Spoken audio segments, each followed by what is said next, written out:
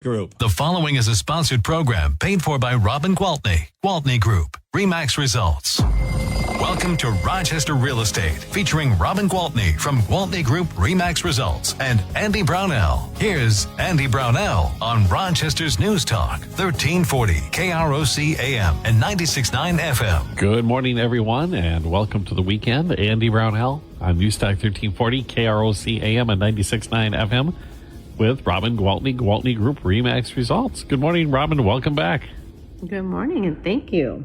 So, you took a trip to warm weather and brought warm weather back with you. So everybody say thank you to Robin next time you see her. Exactly. You're welcome. You're welcome. It was awesome, to get there. And we actually drove to Savannah, which people are like, you drove? That is so crazy. But I looked into flights, and we could not find a direct flight from Minneapolis to Savannah. So if we were going to fly, we were going to have either like a 2.5, 3-hour layover in Nashville or a 4-hour layover in Atlanta. And then I thought, oh, geez, with spring break and all the flights, if we get stranded in Nashville or Atlanta when we have this house reserved in Savannah and other couples, going to meet us there, how's that going to work? So I was just worried that then we would get there and wouldn't be able to get a rental car to drive the rest of the way. So I just said, forget it. So we called up my friend Brad Keene over at Keene Rental, and 3 couples, so 6 people, drove down in a 12-passenger van. And to be very honest, it was the way to go. It was very stress-free. And, we drove the first day, spent the night. And we laughed because we started calling for hotels and couldn't find one. We finally found one in Bethlehem, Georgia. So there was room at the Inn, the Holiday Inn. You were almost there at that point. We had 4 hours to go. Okay. But, we couldn't check into the house till the next day anyway. So it was fine. We were going to stop in Nashville after 12 hours, but we were going strong and it was fine. So, it was 20 hours in the car. So lots of time I did a lot of work, but it was also time to just visit, and we were just watching as we were getting further and further south, like, oh my gosh, the trees have leaves. Oh my gosh, look at how green the grass is. There's buds, there's flowers. And it's like, oh, we're so close. And then to be able to get there and just, take walks around. We were in a really nice neighborhood in a, I think everything's probably historical neighborhoods there, but we didn't see any new houses anywhere. But the house that we were staying in was built in the 1800s, and it was just impeccable condition. And up and down the street, we were like a block away from a street called Jones Street. And there was just amazing houses. And when we were on the trolley ride, she said, make sure you walk up and down Jones Street if you get a chance, because it's where the most incredible homes in Savannah are located. And she said, you've all heard the saying, keeping up with the Joneses? Well, that's where it came from. Oh, wow. Those Joneses, who he had been the medical director for the medical association or something. But anyway, It was just a gorgeous street, and it was literally like around the block from where we were. So we did walk all up and down it. But, those houses. And as a realtor, I just loved getting out my app and the ones that were for sale, finding out how much they were for sale for. And the most expensive one I found out on my walk was $11 million. Oh, wow. Was that on Jones Street? It was on Jones Street. And the cheapest one I found was near the Kroger grocery store. And it was... That street was called Gwinnett. But anyway, there was, it was a great big house that had been divided into 4 sections. And each section had 3,700 square feet. Oh, that's a big house then. Wow. It's a big house. And so the one section, the one part of the quad was listed for $1,350,000. So... And the house that we were staying in, I looked it up on Zillow. It had sold a few years back for $2.5 million. It was very nice. It was really nice. It was. Do all these homes have the beautiful, huge front porch? Oh, yes. And our porch had 4 rocking chairs and then a nice banister that you could sit on. And we did spend time. A couple of the nights it was kind of muggy, but I'm like, oh, this is so cool. It was just a good taste of summer. And then to come home and have literally no snow left in our yard was, so nice. And so a forecast calling for the 70s next week. Yay. And you get all the credit. There you go. Thanks. You're welcome. I'm happy to bring that back. I didn't bring any souvenirs, but I brought warm weather. So there you have it. So when you say you rode down there in a 12-passenger van, I picture in my mind the old church bus. Well, it's really nice because it's so tall. It's some Ford something. You can literally stand up and you don't hit your head on the ceiling. So it's really nice. And it's got the nice captain's chairs in it and everything like that?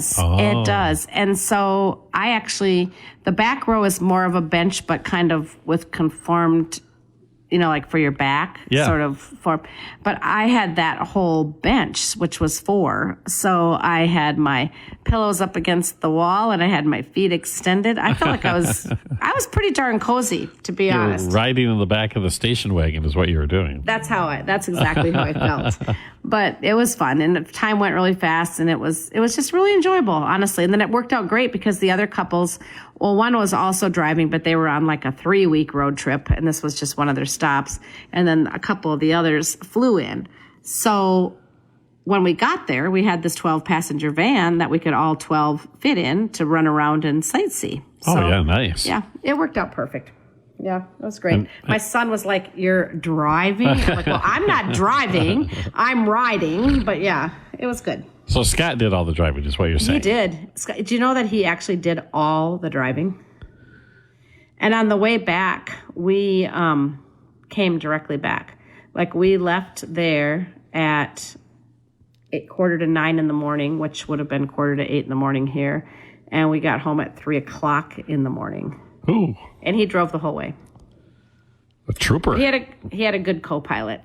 Kelly was keeping him company. So, it was good. And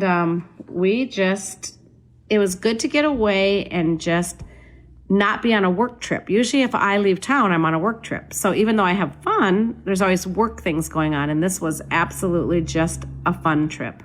We were just in celebrating Sherry and Kelly's 25th wedding anniversary. And then we have a couple of friends that live nearby down there. They live just like 40 minutes away. So they came to visit us as well. So we were sitting around the table and there were 7 couples, so 14 of us. And we added it up. And between the 7 couples, we have been married a total of 256 years, I think, 246 years, something like that. Anyway, on average, 35 years. So it was a lot of marriage to talk about. Oh, my gosh. One of the couples came to the table, not that night, but another day, another morning, with T-shirts on that their T-shirts said, "I've been married 40 years. Nothing scares me." Nothing scares me. You should have done is got a tape recorder out and recorded all the advice that you could offer to the newlyweds that are coming along. We should have. We should have done a podcast, right? Water under the bridge type stuff, right? Doggone it. Yep, exactly. You can expect this, and this. And just, you'll get through it. My grandmother, she gave me the best piece of advice. And they were married 62 years before Grandpa passed away. Wow. And she said, here's the secret to it. She said, it's okay if you hate each other once in a while. Just make sure you don't hate each other at the same time. Exactly. There you go. That's pretty darn good advice. Yeah, or even you can be mad at each other, just not at the same time. That's a good idea. Well, anyway, I didn't buy any real estate while I was in Savannah. I did sell some, however, but it was back in Minnesota. That's remotely. The glory of this job. Yes. I had one of my clients call me and say, "Robin, I was just at an open house. I absolutely love it. I want to put in an offer." I called the listing agent. She said, "No offers yet, but there are some coming." Called back the buyer. I drafted the contract, sent it for signatures, sent it to the listing agent, and boom, bang, they bought a house. So he said, "Well, now we got to get our townhome listed." So then I sent my son over, met with them. I mean, I've seen it because I sold it to him, clearly. And then got the photographer in there, and before I got back home, the house was up and running on the market. So there you go. Glory of this job. And an amazing team. That's what you call remote working, right? Yeah, we didn't miss a beat. Wow. Well, guess what? We're already time for a break. Well, for Pete's sakes, we better start talking about real estate when we get back. Well, we'll do that. We'll talk about real estate when we return with Robin Gwaltney, Gwaltney Group RE/MAX Results on News Talk 1340, KROC AM and 96.9 FM. We'll be right back with Robin Gwaltney and Andy Brownell on Rochester Real Estate. This is News Talk 1340, KROC AM and 96.9 FM. To Real Estate with Robin Gwaltney from Gwaltney Group RE/MAX Results and Andy Brownell on Rochester's News Talk 1340 KROC AM and 96.9 FM. Welcome back. We're with Robin Gwaltney, Gwaltney Group RE/MAX Results this morning, and we promised we'll talk about real estate. And I guess what everybody always asks, Robin, I imagine, is what are the interest rates like right now? Yeah, that's a good question. Actually, not too bad. So the highest we saw them, during this big incline, rate increase. The highest we saw them was right around 7% peak at the end of 2022. And now they're back down to 6.2.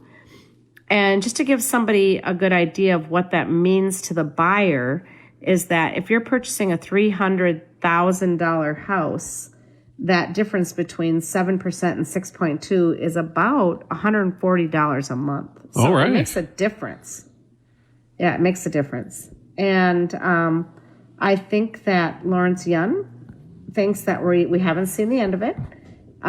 He does think that rates are going to continue to go down, and he thinks that they will be under 6%. Certainly before the end of the year.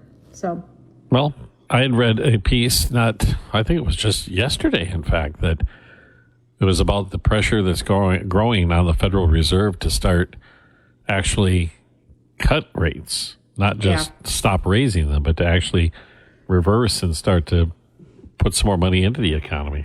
Yeah, I wouldn't be surprised. People have to keep buying houses. And, so people are saying, well, gosh, with the rates and the prices haven't dropped. No, and the prices aren't going to drop. The prices are continuously going up. And they're not going up at the same crazy pace that they went up for a few years there. But they are going up. And that's a good thing because this is, for most Americans, their biggest asset is their home. So we do want the values to continue to increase.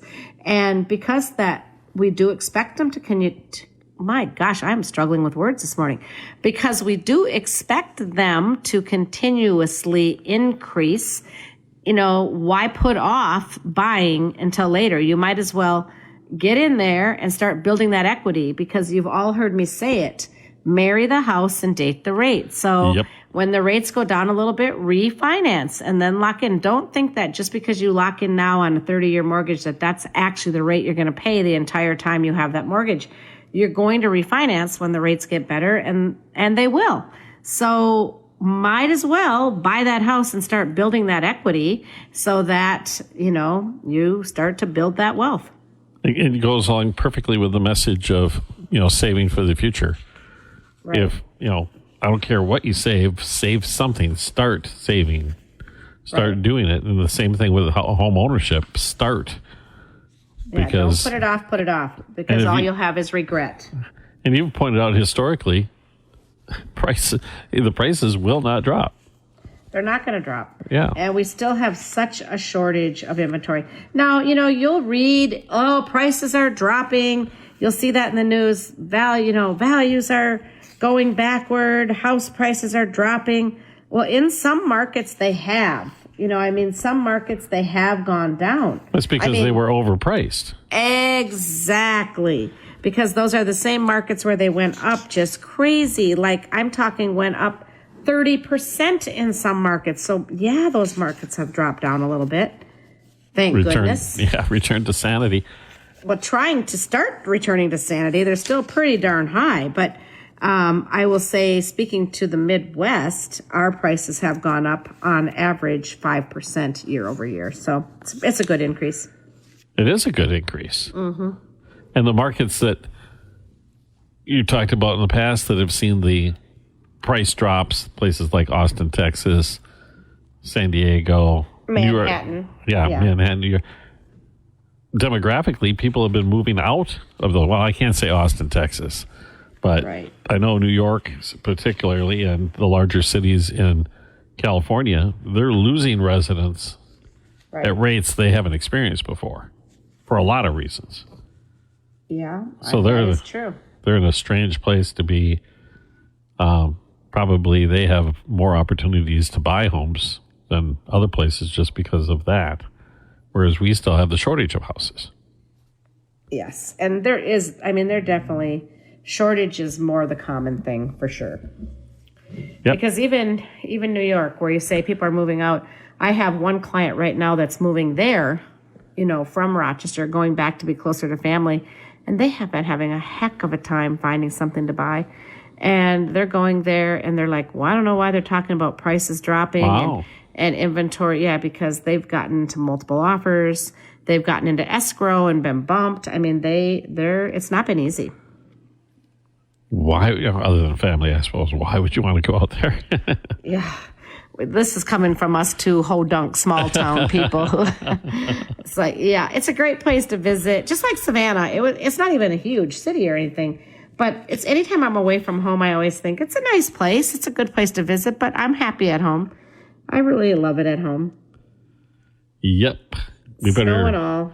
better be quiet. Keep the secret a little longer. Yes, exactly. Yeah, that's what somebody said about Tybee Island. I think Dean Senjum put it on my Facebook page. Don't tell anybody about that place. Let's keep it a secret. I saw a quaint little place. I saw on social media it was a young gal, probably in her 20s, that had moved from Los Angeles to a suburb of Des Moines, Iowa. And she was one of these social media influencer types that's always making videos and things like that. Sure. And was getting all this response from people, why would you move from LA to, Iowa? And she started relaying, she goes, I don't even know if I should be telling anybody this, but you go to Trader Joe's, there's no lines. And she started relaying, different restaurants. You could just go right in and sit down. You don't have to wait an hour to eat. And exactly. It was fairly hilarious. That's pretty true. It's the things that we just take for granted, right? Yeah. It's a darn good place to live. I'll second that. So if you want to live here, right, I can help you. Okay. Whether you're coming from LA or you already live here and need a bigger, smaller house. And you have the resources to connect people. That's what I like the most. I definitely do. All right. We're going to take another break. We'll be back in a moment with more of our chat with Robin Gwaltney. Gwaltney Group-RE results. It's News Talk 1340, KROC AM and 96.9 FM. We'll be right back with Robin Gwaltney and Andy Brownell on Rochester Real Estate. This is News Talk 1340, KROC AM and 96.9 FM. Well, Rochester Real Estate with Robin Gwaltney from Gwaltney Group-RE results and Andy Brownell on Rochester's News Talk 1340, KROC AM and 96.9 FM. We're with Robin Gwaltney, Gwaltney Group-RE results on this beautiful Saturday. Robin, you came back to town. Do you have any new listings since the last time we chatted? We have some listings. We won't be having any open houses this weekend because just kind of as a golden rule, the Gwaltney Group never does open houses on holiday weekends. It just doesn't tend to be the most, the best time to do them. Sure, I understand that. People either are out of town or they have relatives in town, and if the house is occupied, it's a huge inconvenience for the seller and all those things. So no open houses, but that doesn't mean that we don't have agents available to get you into a house if it is indeed available to be seen. Okay? So I was talking earlier about the fact that I listed a townhome while I was away. So that one has been on the market just a day. And it is 1549 Alexander Road, Northeast, and it is $540,000. It was built in 2022. my folks bought it when it was, brand new build. They just realized that they weren't as ready for a townhome as they thought they were. They still need their yard and their flower gardens and space for the grandkids to have a swing set and those kind of things. So they love it. It's a beautiful home, and it is 1,879 square feet on the main floor, another 1,479 below. So it's 3,358 square feet. So it's a large townhome. Yeah. So 4 beds, 3 baths, 2-car garage, and 540,000. That one is, just up the road from where Haley's converted Shopco into their big, beautiful showroom. Yep. And you're heading up the hill, and then it's just off to the right there. Okay. So, yep. I know where you're at. Nice location. So I've got that one available. And then I think I talked briefly about this last week that I was going to be getting Wild Wings listed, but it is listed. And that place is amazing. Okay. It is 2101 South Highway 61. So it's just on the edge of town, closer to Wabasha, right? And it has 22,312 square feet. It's a huge, huge building. And it's 1,500,000. So it's just 2 miles south of downtown Lake City. It doesn't look that big from the front when you go by past it. But it is big. And the acreage there is 4.7 acres. And I have to tell you, when you're in that building and you're looking out the backside, you have a beautiful view of Lake Pepin. And I don't think a lot of people know that either. And then there's that second parcel. That's all those pine trees to the south of the building. And that is an additional purchase that the person who buys the building will have the first right of refusal. So if they want it, they get it. If not, then we'll be listing that for sale. But can you imagine if you turn that into a manufacturing facility or something like that, and your workers would have the best break room in the world? Oh my gosh, yeah. It's gorgeous. It is really gorgeous there. So anyway, lots of ideas for that place. So if you like to think outside the box and you think you might have a use for that space, it will be worth walking through because you're going to be very pleasantly surprised. And that's just one of those things that I would just walk with even another agent just to kind of explain the different things in the building. So it's not like a lockbox and a showing time kind of thing. It's a call me and set it up and we'll get you in there. So indoor go-karts. You know what? Could do it. Could be quite the little family entertainment center there. Yeah. You're onto something. That's something that's sorely lacking in this area. Oh, you have to go to the Twin Cities to do that sort of thing. Well, after being in Savannah last week, I thought, you know what? I should open up a pedal pub in downtown Wabasha. Those people sure have fun on those. But I know they've seen them. I've seen them in Rochester. I don't know how well it worked, but there's so much traffic. Yeah. We don't have that problem in Wabasha. And the hills. In Wabasha, you're across the highway from the hills. You're okay. It's fairly flat. Yeah. Oh, it's very flat. Yes, absolutely. I think it would be a load of fun. Yeah. But anyway, all right. And of course, I have beautiful lots out in the Sally Ridge subdivision. I don't want people to forget about that. There are a range of prices. You can just look at the website. It's sallyhill.com, and it's SALLEYHILL.com. And there's aerial views of the lots. It tells you which ones are sold, which ones are available, and all the prices are clearly marked.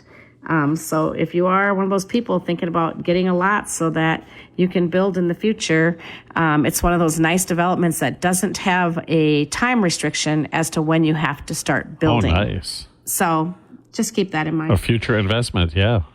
Yeah, and I was on 3 listing appointments this week, so I will have some new ones to talk about in the next couple of weeks, but that's all I have to talk about now, except for I want to talk about our Easter egg hunt. Yeah, tomorrow's Easter. I know you have this every year. Yeah, well, normally we would have had this last Saturday, but with our trip to Savannah, it was going to be way too much. Well, then, as it turned out, we did ourselves a huge favor because the weather was not nice. No, it wasn't. And it's beautiful today, so I think I think it's going to be a really busy Easter egg hunt, and I hope so because we put a lot of work into it, and we have 3,500 eggs stuffed with little prizes and candy. And of those 3,500, 800 of them have a coupon for a special prize. And we have bought out every dollar store in the region. And we've got our inside of our office set up like a little general store. And they can come in with these prize tickets and claim a prize. And we've got the Easter bunny there, and we've got photo ops, and we've got these cute little cutouts that they can stick their heads in for other photo ops. And we've got lots of surprises. But anyway, it's going to be a lot of fun, and it starts at noon. So it'll be, people will start lining up and getting there by about 11:30. And we like to send the little kids out first. They don't get stampeded. So that's let them today, pick up right? some eggs. It's today. Yeah, okay. It's what I'm doing right after this. It's at noon today. So today's the Easter egg hunt, and tomorrow's Easter. Like I said, we normally would have done it the week prior to Easter, but it just didn't work out that way this week. So all I have to do is show up, bring the kids, just show up. That's right. Show up. And do bring a ice cream pail or a bag or something for them to put their eggs in, because each kid gets, 12, 15, 18. They get quite a few eggs. Yeah, so they need something to put them in. Yeah. Some of them do really well. So is it a situation where you several months later, people are still finding the eggs? No, we hide it. It's in Heritage Park right under the bridge. So they're more scattered eggs than they are hidden eggs. You know what I mean? Okay. So no, it's pretty easy, but it's fun, and it brings the community together, and yeah, it's a good time, and it's a great opportunity to just have your kids' photos taken with the Easter Bunny. And it's a short drive from Rochester too. So yes, it is. So come on over. All right. So you had those listings you mentioned. You said you'll probably have some more for us next week. I will. If you want Robin maybe to sell your home, or Robin find you a home. I would love to. How do they get a hold of you, Robin? My cell phone is always the best bet, and that is 507-259-4926. If you'd like to learn more about me or about the Gwaltney Group in general, see the other team members, read their bios, you can look at our website, which is gwaltneygroup.com, and get your questions answered. But really, feel free to call me on my cell phone anytime. All right. Happy Easter, Robin. Thanks. Yeah, thank you. Happy Easter to everybody. That's Robin Gwaltney, Gwaltney Group RE/MAX results on News Talk 1340, KROC AM and 96.9